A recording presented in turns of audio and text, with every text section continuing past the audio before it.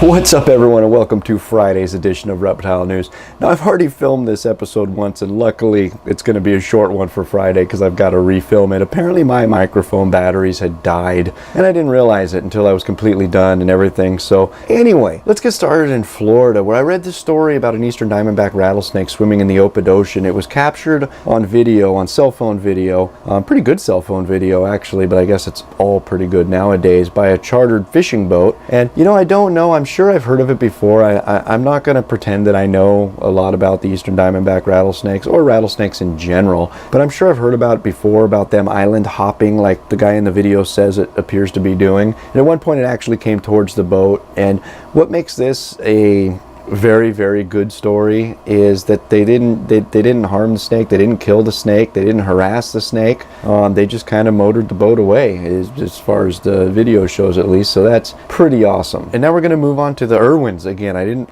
believe we're going to be talking about them twice in a week. You might remember on Monday we spoke about the new show that they're going to be doing to carry on Steve's legacy. Well, this is kind of something that was brought up then, and it's something that news agencies have kind of carried, and I'm gonna not really get into it too much, but that is Terri Irwin's love life, or lack thereof, I guess.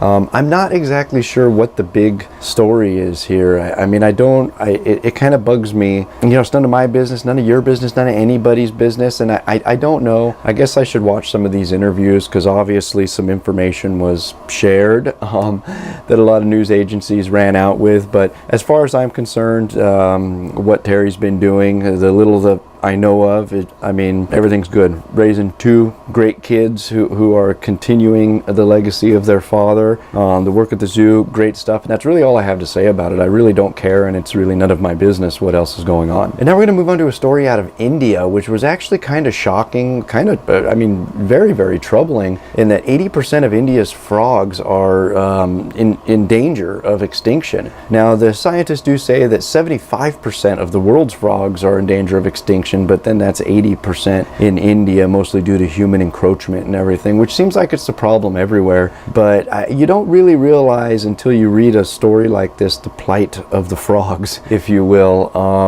And it's hard to, I'm sure most of you know, for those of you that don't know, I'm sure you know, that frogs are a very, very important indicator species. They react very severely to very small changes in their environment. So, for example, if a very healthy frog population starts to fall off very quickly, then it lets researchers and people know that something's going on in that area that should probably be addressed. The problem is being an indicator species, they just seem to be very negatively affected, especially by human, you know, I don't know if it's interaction, maybe encroachment again, which is kind of a sad thing. And eventually, if we keep treating them as an indicator species and not fixing the problems that they're indicating to us, then they won't be around anymore, which looks to be the case for several species around the world, especially in India. 80%, wow. And that's going to be all your news for this Friday. If you'd like to read any more about these stories, those links are right down below here in the description. And as always, if you're still watching, my name is Jason White, and now you know what's going on in the reptile world. Be good to each other, and we'll see you Monday.